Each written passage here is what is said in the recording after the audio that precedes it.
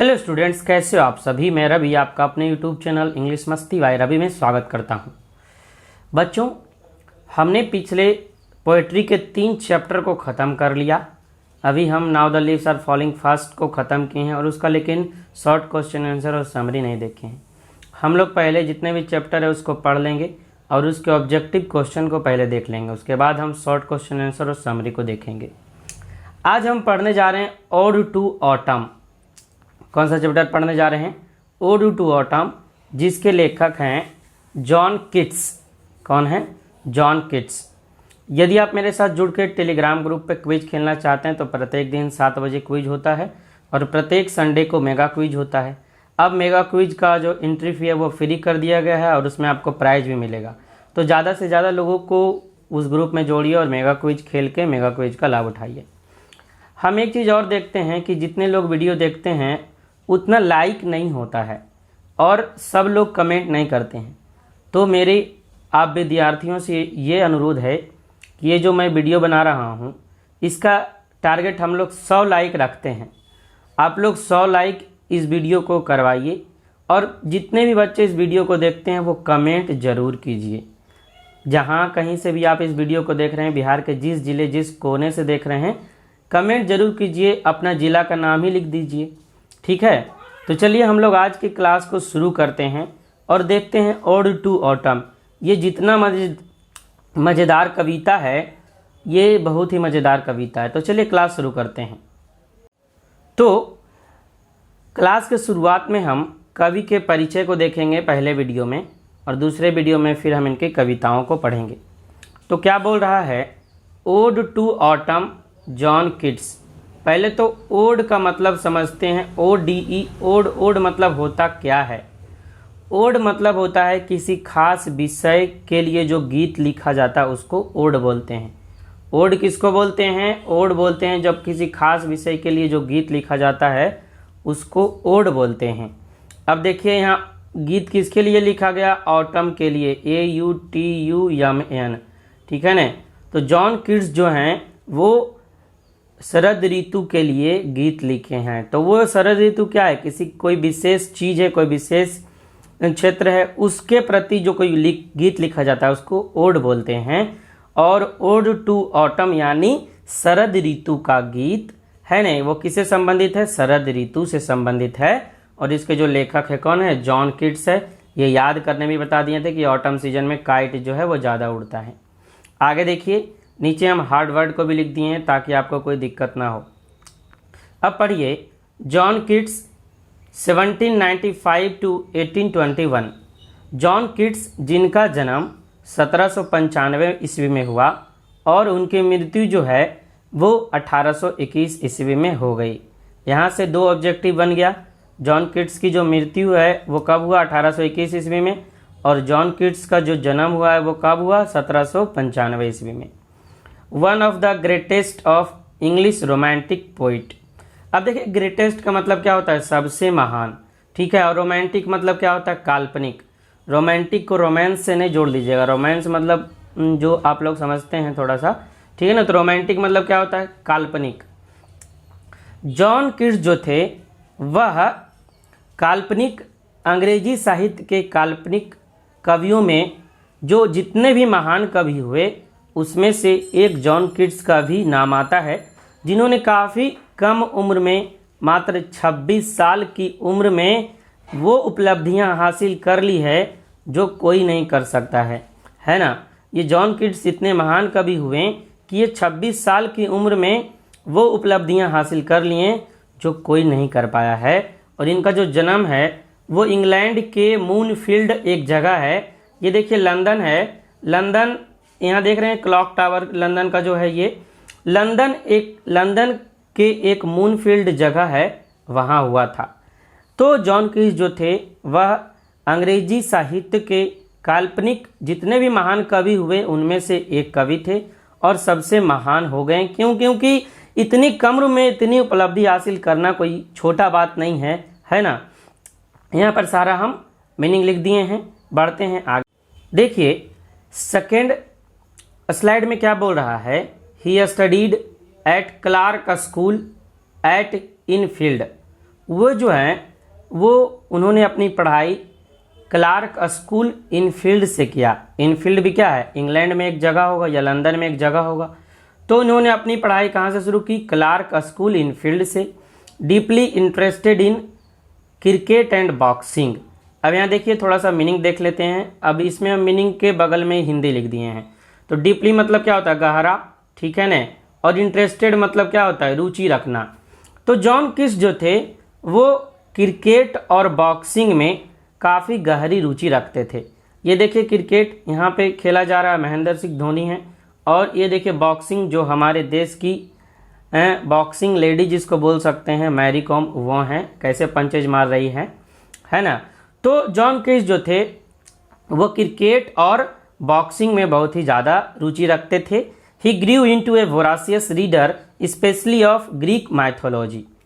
अब देखिए ग्रीव मतलब क्या होता है, ग्रीव इनटू मतलब होता है विकसित होना, ग्रीव इनटू मतलब विकसित होना, वोरासियस मतलब उत्साही, रीडर मतलब पाठक, और स्पेशली मतलब विशेष रूप से, और ग्रीक माइथोलॉजी मतलब ग्रीस की पुरानी कथा, है ना।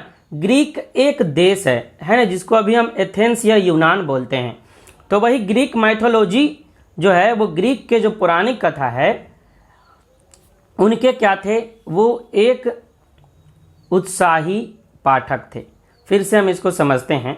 ही grew into a voracious reader, उनका वो जो है वो एक उत्साही पाठक के रूप में विकसित हुए। मतलब वो किसी भी चीज़ को पढ़ते थे तो काफ़ी दिल लगा के पढ़ते थे, इसलिए तो 26 साल में इतना अच्छा कविता वो लिख दिए, है ना।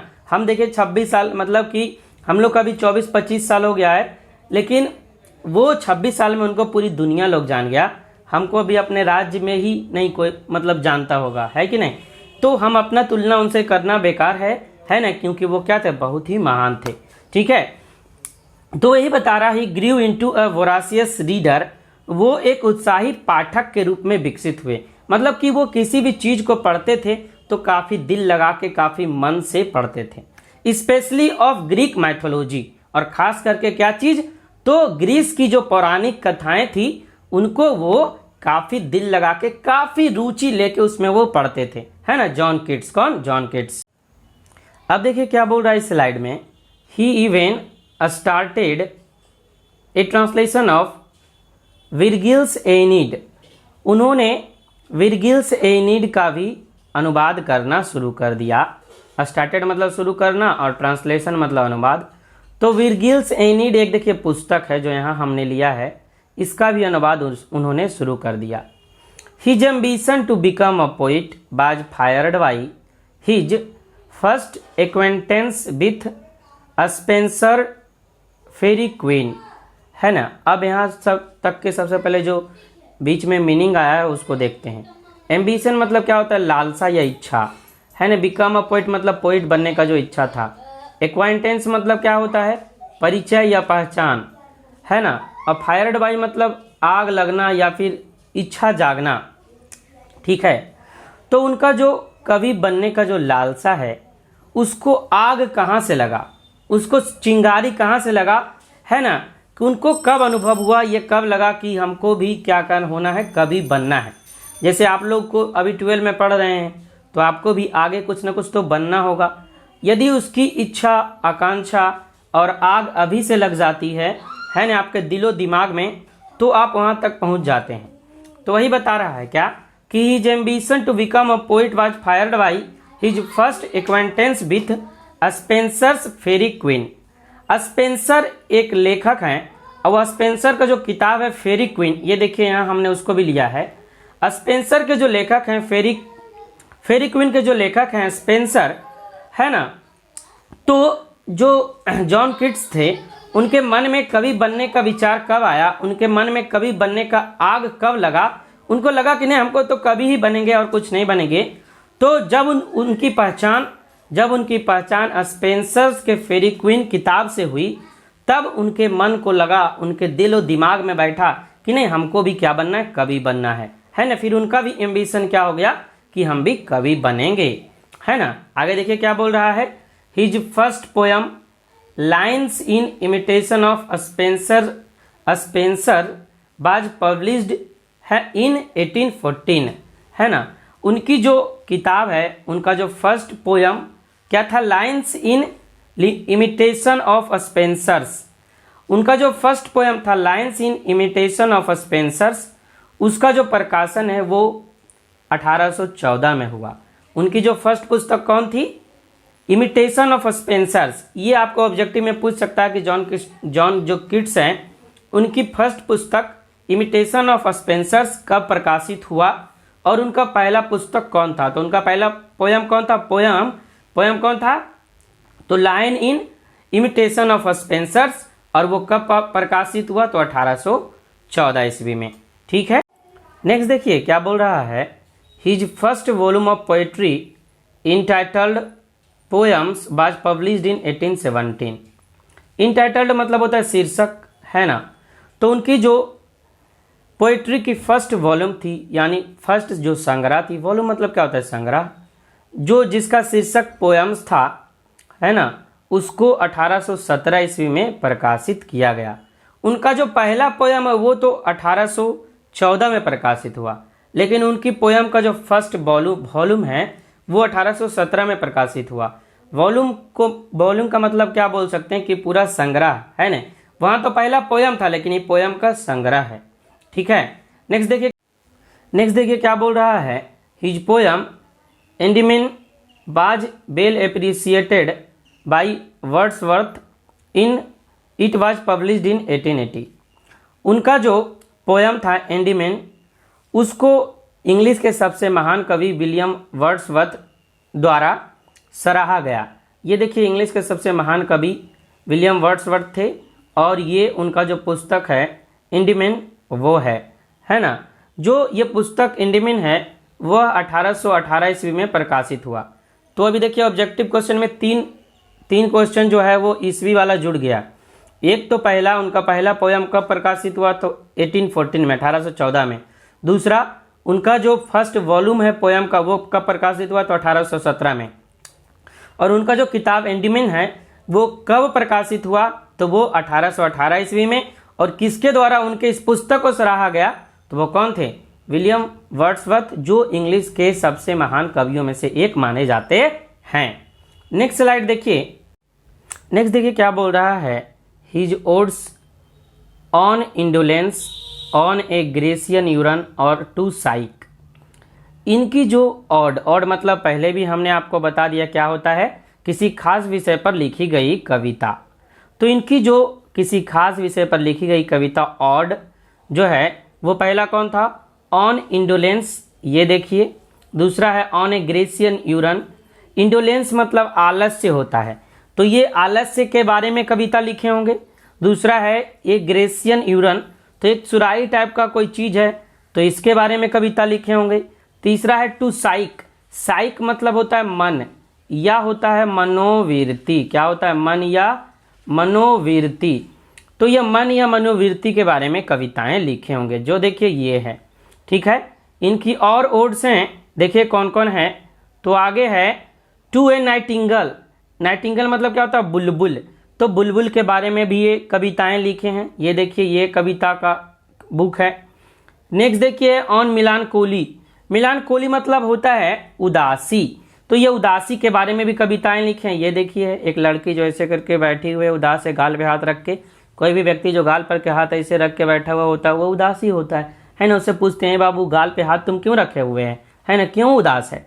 ठीक है, तो उनकी जो कविताएं थी वो क्या थी, ओड जो बोल सकते मिलानकोली। आगे देखिए है एंड ओड टू ऑटम, और जो हम लोग अभी पढ़ रहे हैं ओड टू ऑटम, ये वाला देखिए ये भी उन्हीं का है ना। तो शरद ऋतु के बारे में गीत। Made him a great romantic poet of English literature. Literature मतलब क्या होता है, साहित्य। इंग्लिश लिटरेचर मतलब अंग्रेजी साहित्य। तो ये सारी जो उनकी ओड्स थी, ये सारी जो किसी खास विषय पर लिखी गई कविता थी, ये उनको अंग्रेजी साहित्य के महानतम कवि, महान काल्पनिक कवियों में से एक बनाता है। इन्होंने क्या क्या चीज के बारे में लिख दिया आप सोचिए, है ना। मन के बारे में लिखें, आलस्य के बारे में लिखें, शरद ऋतु के बारे में लिखें। मतलब क्या कि ये सभी जो चीजें हैं इनको आदमी के रूप में आपके सामने प्रस्तुत करके दिखाया है। ठीक है, तो रोमांटिक मतलब क्या होता है, कल्पना, कल्पना से भरा हुआ। तो ये जितनी मेलानकोली, अब उदासी, तो उदासी के बारे में वर्णन किया है। आपसे बोलेगा उदासी के बारे में वर्णन करने, तो आप नहीं कर पाइएगा, लेकिन ये जो कवि हैं वो उदासी के बारे में भी वर्णन किए, नाइटिंगेल यानी बुलबुल के बारे में भी वर्णन किए हैं। तो ये सारी जो इनकी रोमांटिक पोएट थी, ये इनको अंग्रेजी साहित्य का महान कवि बना दिया। अब आगे देखिए क्या बोल रहा है। सो डिड लामिया एंड हिपेरियन, है ना। और जितने इनके पिछले ओड थी, उसी तरीके से लामिया और हिपेरियन क्या है, ये भी इनकी ओड सी है ना। ये देखिए, हम हिपेरियन का जो दो बुक जो है उसका 2 पिक्चर लिए हैं। तो जिस तरीके से पीछे हम इनका ऑर्ड्स देखें, नाइटिंगेल, इंडोलेंस, है ना, साइक, उसी तरीके से इनका लामिया और हिपेरियन भी इनका क्या था, ये ओडसी था। ठीक है, आगे देखिए क्या बोल रहा है। He died of tuberculosis in 1821 at the age of 26। ये जो कवि हैं ये मात्र 26 साल की उम्र में 1821 ईस्वी में टीबी की बीमारी से इनकी मौत हो गई। ऐसे भी आपको ही पता है, जो अच्छे व्यक्ति होते हैं, महान व्यक्ति होते हैं, जो अच्छा कुछ काम कर रहे होते हैं, है ना, उनको भगवान जल्दी उठा लेता है। क्यों? देखिए, स्वामी विवेकानंद 30 से 33 साल की उम्र में वो भी इस दुनिया को छोड़कर चले गए। और ये जॉन कीट्स जो अंग्रेजी के महानतम कवि हुए, मात्र 26 साल की उम्र में क्या हुए, इस दुनिया को छोड़ के चले गए, है ना। कितनी दुख की बात है कि जितना महान आदमी होता है इतना जल्दी क्यों चला जाता है ना। तो वही बता रहा है, इतनी कम उम्र में इतना शोहरत हासिल कर लेना सबके बस की बात नहीं है ना। ये दुनिया के महान कवियों में से एक हैं, है ना। तो देखिए क्या बोल रहा है। He died of tuberculosis in 1821 at the age of 26। इनकी जो मृत्यु है वो 26 साल की अवस्था में टीबी बीमारी के कारण हो गई। But within this short span of life he was able to achieve greatness. लेकिन ये समय की इस छोटी अवधि में, है ना, शॉर्ट स्पान ऑफ लाइफ मतलब क्या होता है, जीवन की छोटी अवधि, और विद इन मतलब के अंदर। तो ये जीवन की इतनी छोटी अवधि में अपने आप को इस काबिल बना लिए कि ये महानता को प्राप्त हो गए, ये महानता को प्राप्त करने योग्य बन गए। सोच लीजिए, 26 साल की उम्र में ये ऐसी कविताएं लिखें जिसको आज हमको हमारे किताब में पढ़ने को मिल रहा है, वो भी राइटर कहाँ के हैं, इंग्लैंड के। हम पढ़ कहाँ रहे हैं, भारत में। समझ सकते हैं, है ना। मतलब ये दुनिया में 26 साल में ये अपना परचम लहरा दिए, अपना झंडा गाड़ दिए, है ना। ये भी दिखा दिए कि छोटा से छोटा उम्र वाला व्यक्ति भी कुछ कर सकता है ना। ऐसे भी जो महान व्यक्ति होता है ना, उसको भगवान जल्दी उठा लेता है, पता नहीं क्यों, है ना। तो इतनी छोटी अवधि में भी इन्होंने जो कारनामा कर दिया वो सबके बस की बात नहीं है ना। तो ये इतनी छोटी अवधि में भी ये महानता को प्राप्त करने योग्य बन गए। आगे देखिए क्या बता रहे हैं। नेक्स्ट लाइन देखिए है, बोल रहा है his poem and letters have depth beneath their beauty and reflect his awareness of this pains and sufferings of life. और बोल रहा है इनकी जो कविताएं थी और इनके जो पत्र हुआ करते थे, have depth beneath their beauty, और उसके अंदर जो ये अपनी जागरूकता को दर्शाते थे, उसके अंदर जो गहराई थी, उसके अंदर जो सुंदरता थी, है ना। ये जीवन के जो हम लोग प्रयास करते हैं उसके बारे में बताते थे, और जीवन की जो पीड़ाएं होती है, सफरिंग्स होता है, इसके बारे में इनकी कविताएं और इनके जो पत्र होते थे वो बताते थे। ये जीवन के अंदर जो भी हम प्रयास करते हैं, जो भी हमारे साथ पीड़ा होती है, उसको जागरूक करता है। इनका जो कविता है उसकी सुंदरता को दर्शाता है कि हमारे जीवन में क्या क्या घटनाएं होती है, क्या क्या चीज़ें होती है, हम किस किस तरीके से प्रयास करते हैं, क्या क्या पीड़ाएं हमारे जीवन में होती है, उसको इनकी कविताएं जो है ये अपने कविताओं के माध्यम से उसको दर्शाते हैं। और जीवन की सुंदरता को अपने कविताओं के माध्यम से, जीवन की जागरूकता को, अवेयरनेस को अपनी कविताओं के माध्यम से ये कवि जो हैं वो दर्शाने की कोशिश करते हैं, है ना। ये देखिए जीवन की पीड़ा है, सफरिंग्स है, और हम जो प्रयास करते हैं, लड़ते हैं अब आगे बढ़ने के लिए, वही तो क्या है हमारा प्रयास है। जैसे आप अभी 12 पढ़ रहे हैं तो आपका प्रयास क्या होगा कि अच्छा नंबर मेरा 12 में आ जाए, तो हमारा पेंस है। अब जब हम पेंस करेंगे तो पीड़ा तो होगा, है ना, पढ़ने में तो मन नहीं लगता, जबरदस्ती पढ़ते हैं, है ना, कि 12 पास करना है ना, कोई मन लगा के पढ़ता है कि नहीं आगे भी हमको कुछ करना है ना। तो ये अपने जो जीवन में पीड़ाएं होती है, जो प्रयास होता है, उसको ये कवि अपनी कविताओं के माध्यम से और दर्शाने की कोशिश किया, उसकी जागरूकता, उसकी सुंदरता को बताने का कोशिश किए हैं। आगे देखिए क्या बोल रहे हैं, to him a thing of beauty is joy for ever. उनके लिए सुंदरता क्या थी, तो उनके लिए सुंदरता थी कि सुंदरता वैसी चीज थी, है ना, think of beauty is a joy for ever. जो सुंदर चीज होता है वो हमेशा हमें आनंद देता है। क्या देता है, हमेशा आनंद देता है। यहाँ देखिए कैसे एक पक्षी जो है वो फूल से रस को चूस रहा है ना, ये शायद हमिंग बर्ड ही है, इसका लंबा ऐसे चोंच है और ये फूल में ऐसे चोंच घुसाता है और जैसे स्ट्रॉ होता है ना, स्ट्रॉ के जैसे क्या करता है, ये रस को खींच लेता है। तो वही देखे कितना अच्छा लिखा हुआ है, a thing of beauty joy for ever. जो सुंदरता वाली चीजें हैं, जो सुंदर चीजें हैं वो हमेशा आनंद देती है, हमें हमेशा हमारे आनंद के लिए ही होती है। तो कभी भी बताना चाह रहे हैं, ये उन्हीं का लाइन है और ये सबसे फेमस लाइन है। क्या है, a thing of beauty is joy for ever, मतलब कि जो सुंदरता वाली चीजें हैं, जो सुंदर चीजें हैं वो हमेशा हमेशा क्या देती है, आनंद देती है ना। एंड ब्यूटी इज ट्रूथ, और ट्रूथ ब्यूटी, और सुंदरता ही सच्चाई है और सच्चाई ही सुंदरता है ना। देखते हैं आप लोग कितना अच्छा लगता है जब पहाड़ को हम देखते हैं, जब नदियों को देखते हैं, देखिए कितना शानदार लग रहा है ये, है ना। दूर से नदी बह रही है, सामने से सूरज आ रहा है, बगल में पेड़ है, सामने आपको पहाड़ दिख रहा है, तो वो जो सुंदरता है हमारे दिल को बाग बाग कर देता है, लगता है यहीं पे रह जाए, है ना। तो काफी सुंदर लगता है। तो वही बता रहा है कि जो सुंदर चीजें होती है, जो सुंदरता होती है वो हमेशा आनंददायक होती है। देखिए लास्ट स्लाइड में क्या बोल रहे हैं, in the poem Ode to Autumn, Keats describes the beauty and characteristic spirit of autumn। सबसे पहले हम मीनिंग को देख लेते हैं। डिस्क्राइब मतलब क्या होता है, वर्णन करना, ब्यूटी मतलब सुंदरता, और कैरेक्टरिस्टिक मतलब होता है गुण, स्पिरिट मतलब प्रकृति, और ऑटम मतलब शरद ऋतु। तो ये जो पोयम है ऑड टू ऑटम, इसमें जॉन कीट्स जो हैं वो शरद ऋतु के गुण, सुंदरता और उसके गुण के प्रकृति को बताने का कोशिश किए हैं।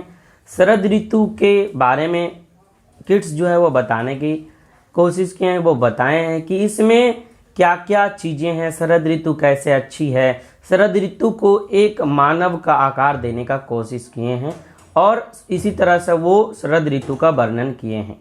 आगे देखिए क्या बोल रहा है, in a series of memorable pictures exhibiting the principle. अब आगे देखिए, सीरीज मतलब श्रृंखला होता है, मेमोरेबल मतलब क्या होता है, यादगार, पिक्चर्स मतलब होता है छवि, है ना, यादगार छवि पूरा हो गया। एग्जिबिट मतलब होता है प्रदर्शित करना, और प्रिंसिपल मतलब होता है सिद्धांत, है ना। प्रिंसिपल मतलब क्या, सिद्धांत। तो इस कविता के माध्यम से कवि शरद ऋतु का जो सुंदरता के गुण को तो प्रदर्शित किए ही हैं, और दूसरा प्रकृति के सिद्धांत में जो विद्वान यादगार पल है, यादगार लम्हा है, जो ऑटम भी क्या है, एक यादगार पल देकर जाता है हमको, उसको एक श्रृंखला के माध्यम से, एक सीरीज के, एक यादगार सीरीज के माध्यम से हम लोग के सामने प्रस्तुत करने का, है ना, कोशिश किए हैं, हम लोग के सामने प्रस्तुत किए हैं और बताए हैं कि जो ऑटम है इसका भी अपना गुण है, इसका क्या क्या गुण है, कैसे कैसे ये अपना काम करता है। ठीक है, देखिए ये ऑटम इन्हीं का बुक लिखा हुआ है, ओड टू ऑटम। ओड मतलब हम बता दिए थे किसी खास विषय के बारे में जब हम कोई गीत लिखते हैं तो उसको ओड बोलते हैं। आई होप ये था परिचय कवि का जो ख़त्म हो गया। आई होप ये वीडियो आपको अच्छा लगा होगा। वीडियो अच्छा लगा तो लाइक ज़रूर कर दीजिएगा और कमेंट करना एकदम नहीं भूलिएगा। कुछ नहीं तो जहाँ से आप बिलोंग करते हो अपने ज़िला का नाम ही लिख दीजिएगा। ठीक है, आगे हम नेक्स्ट वीडियो में देखेंगे ऑड टू ऑटम कविता। ठीक है, मिलते हैं आपसे नेक्स्ट वीडियो में, है ना, एक नए जोश, एक नए उत्साह के साथ। तब तक के लिए जय हिंद, वंदे मातरम।